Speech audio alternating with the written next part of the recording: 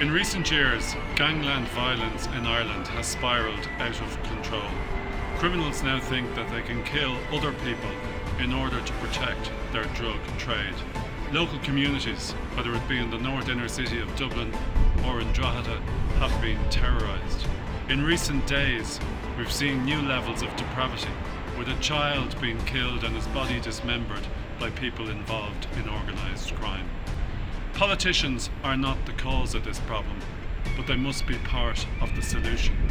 Fine Gael government has been too slow to respond to the threat posed by gangland violence and to the violence itself. This is a problem and a crisis that can only be solved with greater resources and greater political commitment.